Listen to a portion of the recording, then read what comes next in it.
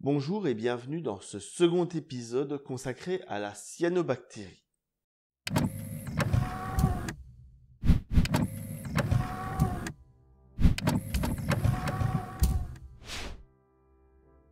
Dans le premier, nous avons vu ce que c'était que cette cyanobactérie. Maintenant, on va voir comment la combattre.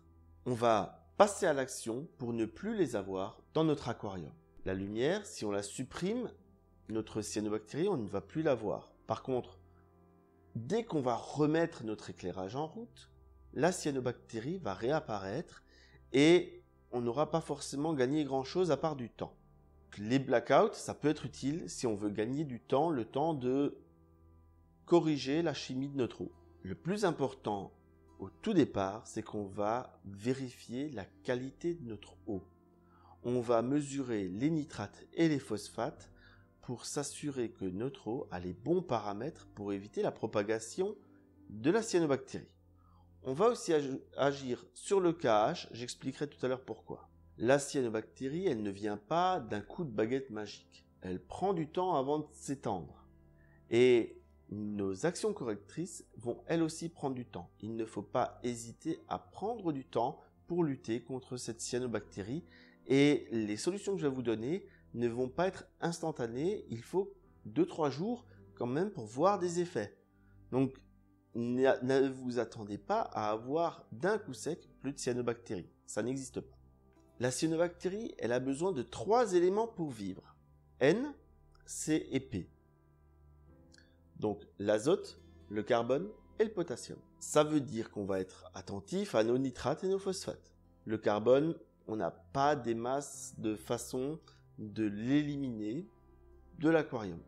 On va essayer d'atteindre un niveau de NO3 aux alentours de 3 et un niveau de phosphate, donc de PO4, aux alentours de 0,02.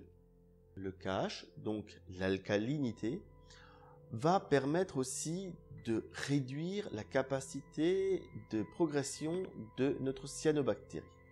Car à partir du moment où on a un KH entre 9 et 11, on a constaté que la cyanobactérie évoluait moins vite. Dans la pratique, on va suivre un plan d'action. Ce plan d'action, je vais vous le mettre en descriptif de cette vidéo sur YouTube pour ne rien oublier. Dans un premier temps, on va faire un changement d'eau histoire d'éliminer des nutriments qui pourraient être dans l'eau. On va ajouter du buffer pour augmenter l'alcalinité. On va baisser la température et atteindre les 23-24 parce qu'à ces températures-là, elle va progresser moins vite.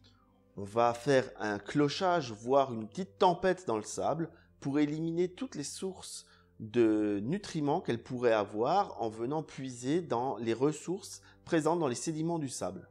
Donc une bonne tempête, un bon clochage, histoire d'en éliminer un maximum et de bien sûr tout récolter via un perlon, des microbagues, ce genre de choses. Et dès qu'on a terminé, dès que c'est propre, on change les perlons et microbagues pour ne pas relibérer nos cyanobactéries. On va aussi penser à revoir notre brassage. Si on a une pompe qui n'a pas été nettoyée depuis 6 mois, on va en profiter, on va la nettoyer un peu, histoire qu'elle ait de nouveau de la puissance pour que le brassage ne permette pas l'expansion de cette cyanobactérie. Le nourrissage va être un petit peu diminué. Nos poissons ne nous en voudront pas, mais on va diminuer un peu le nourrissage. On va mettre une petite résine antiphosphate si on a des phosphates, afin de eux aussi les éliminer facilement. De plus, avec la petite tempête qu'on a mis, on en a certainement libéré dans l'eau, donc on va tout de suite l'éliminer avec cette résine.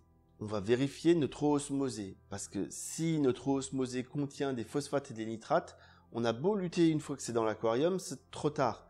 Si on peut mesurer notre eau avant et vérifier qu'elle soit nickel, alors c'est beaucoup plus simple. Si vous utilisez un éclairage de type T5 ou HQI, vérifiez l'âge de votre éclairage et le cas échéant, il est le temps de changer parce qu'une modification du spectre va permettre aux cyanobactéries de proliférer. On va faire des ajouts de bactéries dénitrifiantes en concurrence, c'est-à-dire qu'on va venir mettre des bonnes bactéries que l'on veut dans l'aquarium, donc nos fameuses dénitrifiantes qui vont venir en concurrence alimentaire aux cyanobactéries et donc limiter leur progression. On va aussi penser à revoir notre population de détrivores afin qu'elle soit assez importante pour mieux traiter les déchets de notre aquarium. Lors de toutes ces actions, on va au fur et à mesure contrôler, mesurer notre chimie de l'aquarium pour vérifier que les actions qu'on mène vont dans le bon sens et qu'on vient bien éliminer les nutriments et améliorer la qualité de l'eau de l'aquarium. En dernier recours, il y a des solutions chimiques qui existent. Pour l'instant, je n'en ai jamais eu besoin. En règle générale, on peut toujours se sortir de la cyanobactérie sans ces produits qui sont chers.